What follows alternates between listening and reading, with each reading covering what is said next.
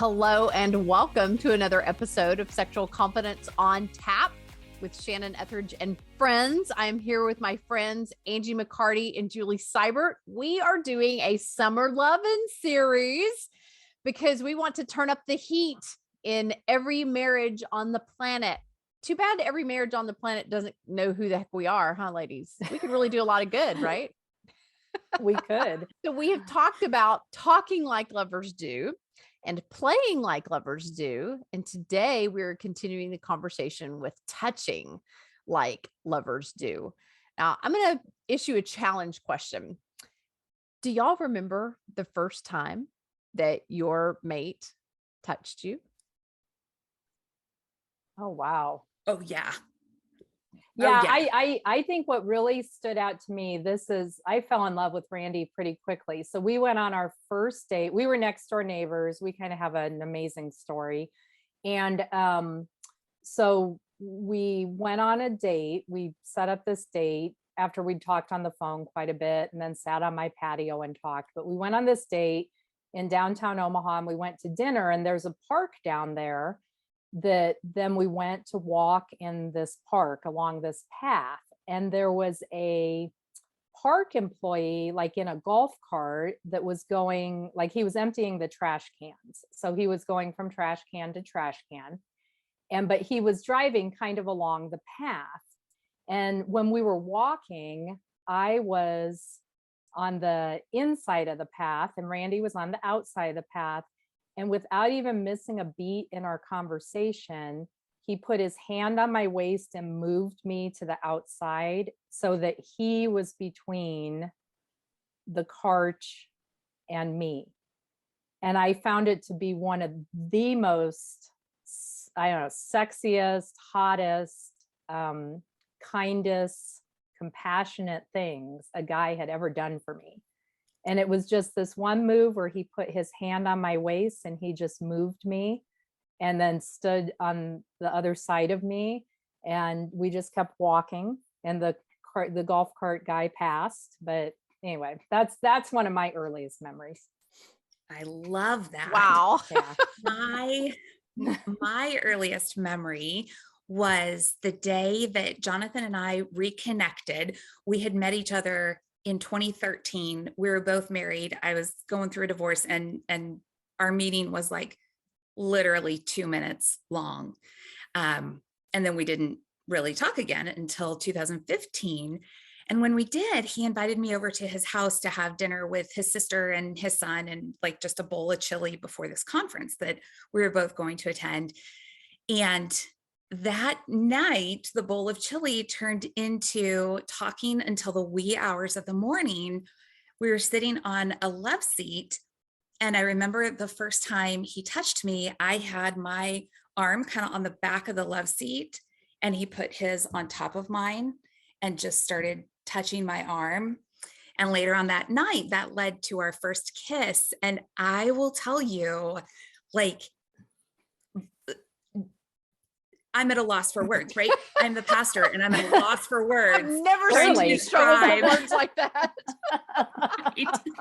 Trying to describe what happened in our first kiss. It was just perfection and electric and dreamy. And we both woke up the next morning, kind of then got to the conference and looked at each other. We're like, what happened last night? Like we knew something huge and life-altering had happened in that one kiss. So I love it. That's my touch story. Unforgettable. In every way. Yeah, I love that song. He touched me. He put his hand in mine and then he touched me. Yeah. I was blown away when our first touch was a hug. We had been introduced through an email and then had several phone conversations. We've actually been talking not just nightly, but like several times throughout the day for weeks. And so we lived 4 hours away. So by the time he actually came to Chattanooga and we met face to face, we were already very deeply bonded, had talked about, past, present, future, open to the X-Files, discussed former marriages, all that kind of stuff. Mm-hmm. And I just remember thinking, I don't want our first kiss to be in the parking garage. And I knew that I just got the feeling that he's going to kiss me hello. And so when he got out of I met him downstairs, like under the porte cochere, and I told him where he needed to park. And so I met him up there. So I hugged him, and I just remember he was wearing a corduroy jacket and just the feeling of his big, broad shoulders, and he had really curly hair. And when I put my hand around the back of his neck to kind of hug his neck, because that's what we do in the South, we hug your neck.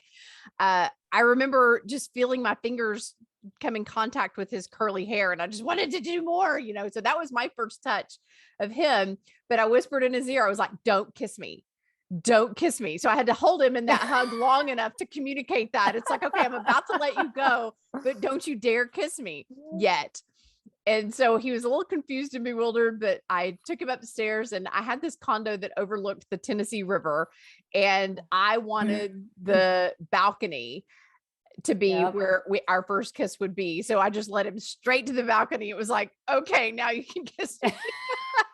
There was really no mystery as to whether or not that was going to happen. Don't you love dating in this more mature stage of life, where there's not all of this awkwardness and all this navigation and negotiating, and you just know? Like, I've heard so many people say that when you know. Would you ladies concur with that? Well, I will say Randy and I, our first kiss was kind of awkward. Was it? So yeah, it kind of was a little bit. How so? Yeah. Do tell. Our listeners. Well, I mean, it was after that first date where, we had already been talking for a while. And then I actually went to Seattle to a conference. And so we kind of talked on the phone during then, and then we came home. And so we had this first date, and, I was living in a basement apartment in the house next door to him. And so he was very much a gentleman. And so he's basically walking me to my door, but my door is like in the garage, so it was in a garage. It wasn't a garage, but I think it was just awkward because I think he was super nervous. And I'm kind of one of these people that I feel, I'm not one that thinks like the honeymoon sex is the best sex. Like, I think getting to know each other, once you know each other and the touches a little bit more, but that's just my experience. I mean, I know for some people, like that first kiss is just incredible, but I would say for Randy and I, just for our listeners out there who maybe they're like, our first kiss wasn't incredible. I'm just going to say our first kiss wasn't what I would consider incredible, but we've had many incredible kisses since then, though. It's an excellent point that sometimes it takes a while for that plane to really take off and get to the altitude that it's capable of. What were you going to say, Angie? Yeah. Well, I was going to say something, but let me respond to what you just said too, is that I think that in my work with the purity movement, one of the things that the church taught was wait until your wedding night, and that night will be amazing. Oh! And it's not. Yeah. It's not usually amazing. I mean, you're usually exhausted from a wedding, but I think the best sex comes when we learn each other and we know each other better and know what makes each other tick and what we enjoy. So if the first is not the life-altering event that we may have set ourselves up to expect, and if you were disappointed, it's okay, keep trying, and there is definitely the potential to get better. And Shannon, to go back to your question about dating at this stage of life, I think that we just know ourselves better at this stage. So we know what the non-negotiables are. And I know that both Jonathan and I had the confidence to share that with each other. And if there were places that weren't going to work out, we were both ready to step away. No harm, no foul, just not going to work out. It's not personal. And that's very different from dating earlier in life. And we did so much of that over email because we dated long distance. Right. So Shannon, like you, we had, and we still have all of the emails that we wrote where we laid out this is what's important to me, and this, and details about sex, and all of that we just laid it out from the very Right. beginning. Yeah. This is who I am. This is what I need. Is this going to work? Yeah. And I it's remember- working, baby. Yeah, I remember the spiritual conversations that we had, and the emotional conversations that we had, the financial conversations that we had. You're right. When you're middle-aged, you know who you are, and you know what your values are, and you know, like Julie said, your non-negotiables. But let's go back to touch for a moment. Yes, let's. All right, so we're going to cover this more. Our next episode is kissing like lovers do. But because Angie specifically mentioned the purity movement, I do want to throw this in here. So I know that there are a lot of people out there that they were taught that you're not supposed to touch prior to marriage, that you're not supposed to kiss prior to marriage. But did you know that when you kiss someone, when you get so close to them that you can literally smell taste their bodily fluids, their saliva, you can smell their breath, it involves all of your senses. And that if you're a good DNA match to that person, they will taste very good, if not irresistible to you. But if you're not a good DNA match to that person, there will be something off about the smell or the taste. Now, isn't that amazing, the way that God designed our bodies? I've never heard that. That is interesting. I've never So that you learn something new every day. Yeah. So go ahead. So I just finished a fascinating book about sex and science, and the same can be said about vaginal fluids. Interesting. That you can just if there is not a good match. Yep. Very, very interesting. Yeah. So this whole concept of you should save your first kiss till the altar, I don't agree with that. I've never agreed with that. I've never been that extreme. But touching, let's go back to touching. I think that touching can be so non-sexual. Touching, I think, is one of the most innocent things in the world. I think that there are so many levels of touching before you ever get to anything that you wouldn't ever do in front of your parents or your pastor type of a thing, that are really important steps in the progression of a relationship. For example, holding hands, like when you described how Randy put his arm around you and moved you away from the side where traffic would be or whatever, like those kinds of touches, or putting your arm around each other. Or I distinctly remember the first movie that Charlie and I ever went to see together was I Can Only Imagine. And it was really special to me for that to be our first movie, because I grew up in Greenville, Texas, and I went to high school with the lead singers, like his older brother and I were in the same grade. And so, this was like a trip down memory lane for me to see this story come to life on screen. It's like, that's my hometown, Greenville, Texas. But when we got to the movie theater, Charlie lifted up the armrests for like 3 or 4 seats in a row so that he could create a chaise lounge effect so that I could lay down and put my head like against his chest type of a thing. And I just remember that feeling of, I didn't even know that movie theater armrests lifted up. Like, how does this guy even know this? But the idea that he knew it was going to be an emotional experience for me based on the story. If you know the song, it's a very emotional song. But the fact that he was already prepared to hold me before the movie even started, just that touch, that tenderness, it speaks volumes. Have y'all had experiences? Well, I'm curious. Have y'all heard from either parishioners or readers of your blog or whoever who maybe feel as if they were tainted against touch because of what they were taught of you shouldn't touch, you shouldn't let someone put their hands on your body or whatever? Like, I think that has kind of jacked some people up. Absolutely. Yes. And women in particular who were affected by the purity movement, who said, don't guard your body, because in guarding your body, you are guarding your heart. I remember, Shannon, when we were teaching within the purity movement, we did the steps to intimacy. I think that it's Josh McDowell, the 12 steps to intimacy. And so there is hand to hand, hand to face, hand to breast, hand to genitals, all of those. And the point was to set your line. What level of touch are you not going to engage in before you're married? And what that has caused is the link between touching certain parts of the body and shame. So those Feelings of shame failure. links. Yes. Yeah. Or exclusion or dirtiness. Or boundaries being crossed, or Right. I'll hear women describe, he's so handsy. He just gropes me all the time. It's like, well, could you maybe reframe it that he finds me so irresistible that sometimes he can't keep his hands off of me and it's a compliment?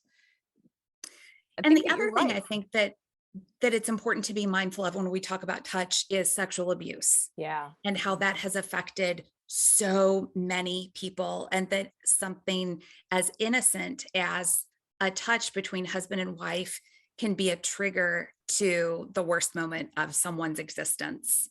And so if that is your case, I would certainly encourage you to seek therapy, to talk to Shannon about her ministry, and to get help for that, because you don't want that controlling your current relationships. But it's normal if it does. Yeah, it's such a powerful experience to watch women come into those 4-day Women at the Well workshops with that exact anxiety of, they are triggered by physical touch. They are triggered by the idea of human physical intimacy altogether. And what I find really interesting, I have to tell this quick story. There was a lady who attended a couple years ago, and she had such an aversion to touch that she could not even do some of the, dyad type of exercises where, you're going to come in physical contact with somebody somehow, some way, but she just would not be touched. And so obviously I knew that it was my job to try to help her work through this. And so one of the things that I did is I put her like face to face with me and said, what part of our bodies is it okay for there to be contact between? And she thought about it for a second and she said, ankles, that's it. And so I put my ankle over on her bar stool part where I could prop my foot. And so we were just sitting there talking ankle to ankle. And that was as far as she could possibly get. And we accepted that. And okay, we moved on. Later that same day, we had this surprise for everybody. And I don't want to ruin the surprise because we do it for every group. And she was so surprised and elated and touched and felt so blessed by this surprise. She hugged me. And I didn't catch it in that moment, but there were several other people that were like, you see what she's doing? She's hugging you. And I realized it's like, this is a huge breakthrough. So just to watch women have the breakthrough experiences of touch doesn't have to be a scary thing. It doesn't have to be in an overwhelming or intimidating way. It can be a very natural, organic way. Julie, what kind of experience have you had in talking with women about their anxieties around touch? Well, I would definitely echo some of the things you guys have said. I think the purity movement did a lot to kind of set this idea that if you say no, no, no, no, no, that then things will instantly be amazing. And so I hear from women who have a hard time flipping the switch. So they went from, I set good boundaries. I didn't want us to have sex before we were married. We didn't have sex before we were married. And then now I've said these vows and I'm married and I'm his wife now. And somehow I'm supposed to go from this person who kind of set the brakes to now this person who's supposed to be uninhibited and assertive sexually. And so I hear from women who struggle with finding their sexual confidence and struggle getting past the shame of feeling like something is still wrong. So I definitely hear that. The other way I think we set people up, particularly women, is we are so in love with romantic movie sex. We are just like, as a culture, we just we're drop down drunk in love with what we see on the screen of what we think sex should look like. And real sex is messier than that. And real sex comes in with a lot of different touches and positions and good humor, because things don't always, you never see on the movie screen when somebody gets a cramp. You never see it, so I or do. A queef, or I'll let y'all look up the definition to that word. Right, exactly. Or any of it, so, I think that we could do better to help give affirmation to, that real sex is messier, but it is better. And it gives us the opportunity that if we can grow in that confidence, and I always call it, teach and be teachable, that you can't operate from a place of assumption of what you think, like some men think, oh, she wants it deep and hard because that's what they've heard, that's what the like culture has told them. And maybe she does want it deep and hard, but you can't just operate from that assumption. Well, like usually she has to warm up to that. She right, usually has but to I'm saying simmer before she's ready for that. right, but she maybe will never want that. That's Or true. maybe she will want that. So it's just really, and same thing for, I think sometimes among women, we kind of assume that we know exactly what a guy wants. And it's like, well, every guy is different, just like every woman is different. So what, turns one person on isn't going to turn another person on. And so that's why I think the feedback, that loop of feedback is so important, and that we lower our defenses. So that if our spouse redirects our hand or asks us, could you try this way or try that way, that we not become so defensive. Now, I am sensitive to what you both have talked about, the sexual abuse thing, but I agree with what you said, Angie, is that I think the greatest tragedy is if not only was this person traumatized by sexual abuse in the past, but now that traumatic thing is still taking its toll. So if they don't find the healing and the kind of being able to get beyond that, then they're never going to be able to embrace all that sex can be in its right context in a loving relationship. And so, yeah, I definitely think that we have to teach and be teachable, and really kind of learn from each other, and be willing to kind of grow outside our comfort zone a little. And I'm not saying like one person's sexual pleasure should not come at the expense of the other person's pain. I think that's a bad dynamic. But I do think we're called to like stretch a bit in different touches, different positions, different things that bring us pleasure, and to really hear each other's hearts on that. So, yeah. Absolutely. Can I add one more thing that I think is absolutely essential for touch conversations? Something that I did not learn growing up: lube. Lubrication, ladies. That can make a world of difference, especially as we age and become a little bit more mature in our bodies, aka vaginal dryness. And that can actually be fun too, because there are a bunch of different kinds out there. Right. And to try different kinds with your partner. And do you like the warming? Do you like the flavor? Do you like all these different things? But yes, that is something that is absolutely essential, I think, in sexual touch. Yeah. And I would add to that, like I did years ago, I contacted the lubricant companies and I asked them all to send me samples. And like Randy and I tried them all. I told Randy, I'm like, you got to take one for the team here, honey. So I tried them all and did reviews on them and stuff like that. And I agree with you. There's like a lot of the days of just KY jelly are no longer. Like there's some great lubricants out there. And that would be the same, not only for women as they're going through menopause and the vaginal dryness, but for young women, if they've never had sex and are so super tight, that a little lubrication can make all the difference. Well, I have to say, KY jelly was never intended to be a sex lubricant. Don't use it. It's not water soluble, so you're going to create some infections down the road. On the topic of lube, coconut oil, I find to be the best. It's organic. Getting in your mouth is not a big deal because you cook with it anyway.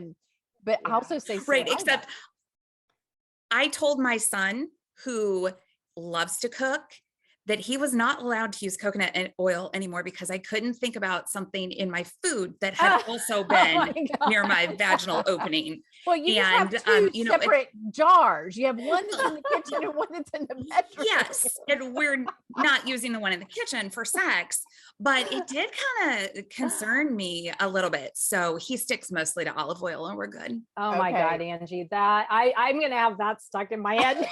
That is so funny. Anytime I ever get some coconut oil out, I'm going to be thinking about that. Well, and the Well, best part is that he's 18. And so he's like, oh God, mom. Ah. watermelon cantaloupe, don't want to hear it. That's funny. Okay, so speaking of coconut oil, I'm reeling us back into our topic. Coconut oil is also wonderful as just massage lubricant to just touch each other's back and shoulders and feet. And I even will rub coconut oil on my face at night. And for me to ask Charlie, can I put my head in your lap and you rub my face? Let me show you the best aphrodisiac in the world, in my opinion. Okay. Not all people may agree, but this totally floats my boat. It floats Charlie's boat, and it floats lots of clients that I've shared this with. Okay. So are you ready for this? If you have your mate put his hand right there, and with these two fingers, do this. And the people who are listening on SoundCloud right now are going crazy. You're going to have to look it up on YouTube. But grabbing that section of skin that goes right over the occipital bone, over the eyes, like the eyebrows, pulling it up. You think about it. You squint those muscles down all day long when you're trying to read things and focus and concentrate. So basically, it's just an intentional moving them in the opposite direction as stress moves them. And so it's very de-stressing. So even just that little touch at night, whenever we're going to bed and we're watching TV together, he will reach his hand over and just start massaging that little section of my forehead. And I just melt. I love it. Get yourself. That's funny. I would just have to say though, like Randy, he hates the feeling of oil on his skin. So for him, I know. And I've actually been to massage.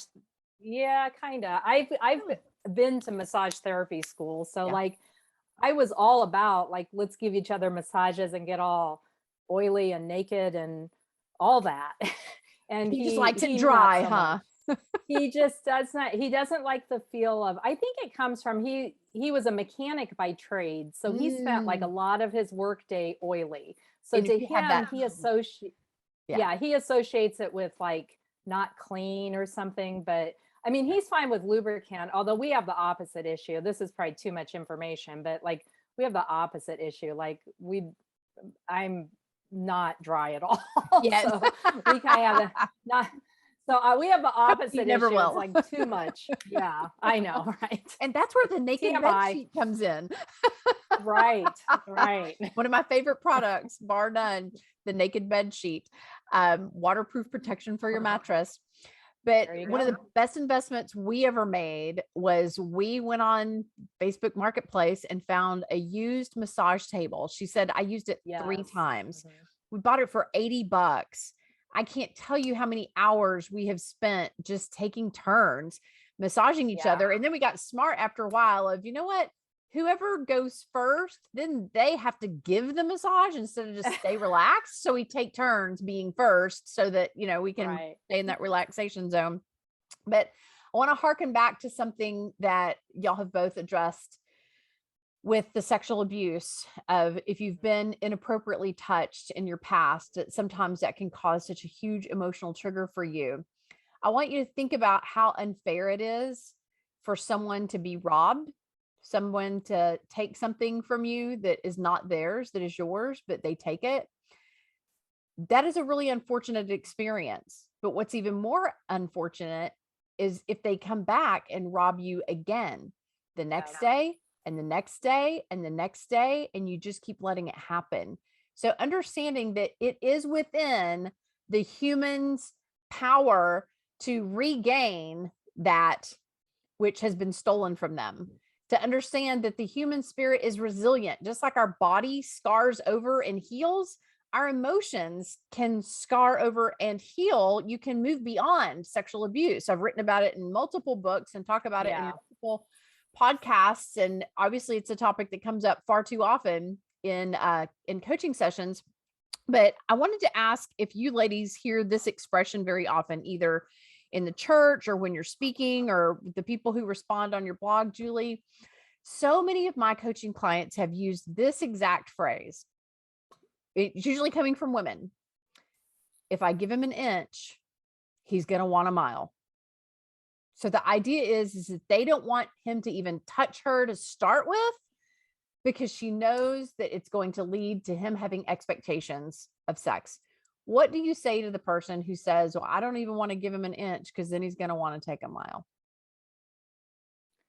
Well, I first try to understand what's behind that. You know, I shared with you ladies, I want to know the story behind the story. So what's behind that? And I do think you both have touched on this, and I've talked about it, that I do think oftentimes there's some woundedness and some past stuff that hasn't been dealt with. And I would echo what you said, Shannon, that not only is the human spirit resilient, but God is redemptive, and he's healing, and he's loving, and he would not want us to continue to be weighted down by the abuse of the past that somebody did to us. So I would first want to understand, well, why do you feel that way? And get at the story behind the story. But then the other thing I would say is that let's look at what God designed sex to be in a marriage. He designed it to be a mutual place and a place of compassion and passion. And so I would try to help, especially women, understand that this isn't just about his pleasure.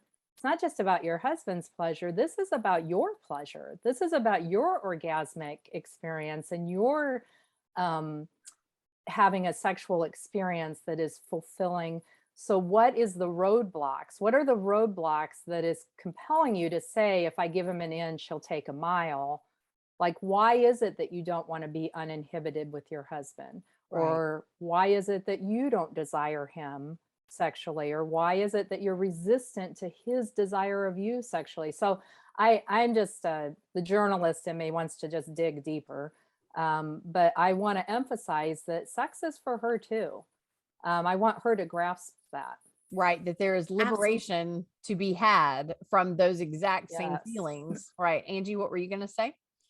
Well, I would hope too that any couple would be able to talk about that, to lay it out there on the table. And yes, that is an uncomfortable conversation to say, yeah, honey, I really don't want you to touch me because I'm not always interested in it leading to sex. I wonder if there's some way that a couple could come to a happy medium to have some kind of understanding about how and when touch will be used. And if the expectation is that touch is always associated with making love, and that's not welcomed, then there has to be some conversation. Right. That. Yeah, Julie, I could not agree more. I love what you said, Julie, about wanting to find out the story behind the story, because oftentimes what I do learn is that there's been someone in that woman's past who did have expectations on her and did take things from her that were not his to take. And the notion of, now I'm in marriage and I don't want to be touched by my husband. I want to be very sensitive in how I say this, because I don't want to sound punitive in any way toward her. But it basically equates to her punishing her husband for something that somebody else did to her. It's never redemptive. I love when you said the word redemptive, I got goosebumps, God bumps.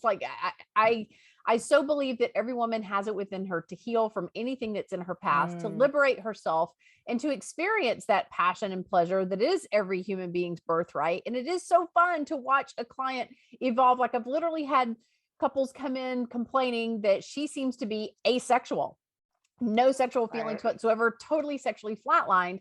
But to watch her blossom over the course of 3 to 6 months as we just unpack this stuff and realize the story behind the story and how it's impacted her, so incredibly powerful. But so oftentimes you're right, Angie, in that she correlates touch with he expects sex. So I think the message that I want husbands to hear from this episode loud and clear is, guys, she doesn't just need sexual touch. She needs non-sexual touch. She needs to know that she is safe in your arms, and that she is safe when you put your hands on her, and that not everything has to lead toward getting each other all worked up in a lather. Sometimes it can just be to comfort or to connect or to bond, and just let oxytocin flow and let her send a different signal to her brain that says, this is okay. This is nice. I enjoy this. I can appreciate this. That will warm her up for something another time that is more sexual than non-sexual. I feel like we could go on about this topic all day long, and I can't believe that we're up against what was typically our start time. Do y'all have any final thoughts that you just are dying to toss out there before I wrap us up? No, I think we covered it all. I just think we really gave the reader or the listeners really a lot to talk about, I hope, in their own marriages. The thing that I would add is early in our marriage, I would put my head in the nook of Jonathan's arm, and we'd be watching TV or something, and he would run his fingers through my hair, which is like my jam. Oh my goodness. Yes. Every single time I would fall asleep. So it could be the most wonderful touch. Yeah. It has a different effect on me. Like play with my hair and something's going to happen. Yeah. And I would just get so relaxed that I was gone for the rest of the evening. So again, everyone just maintain that sense of communication in your relationship, where you can have those hard conversations, even if that conversation is, honey, I'd really like it if you didn't fall asleep on me when I'm trying to be affectionate with you. How great that you feel safe enough in his arms that you can fall asleep. All of your alarms and bells and whistles were turned off because you felt so comfortable. And that's the goal, guys. That's the goal. If she can be so comfortable with you touching her in non-sexual ways, then the idea of sex won't feel so daunting to her. But if it does, I hope that you will reach out to one of us for some sort of conversation, or read Julie's blogs, or listen to some of Angie's sermons, or listen to more of my podcasts, or come to one of our workshops. Please, 4 days is not too long to unpack the layers that, to find that root. Sometimes you have to dig through a lot of layers. It's not always just one particular thing. Sometimes it's a multitude of things that has caused you to feel the way that you do. But we hope that you will warm up to the idea of touching and being touched being a beautiful and desirable thing. So with that, I have to say, we love you for listening. And we thank you for tapping on us. Here's a PS for you on this episode. We've mentioned coconut oil being a great lubricant, and it is, but if you rely on condoms for birth control, know that coconut oil and olive oil and other organic oils can jeopardize the efficacy of condoms in the prevention of pregnancy.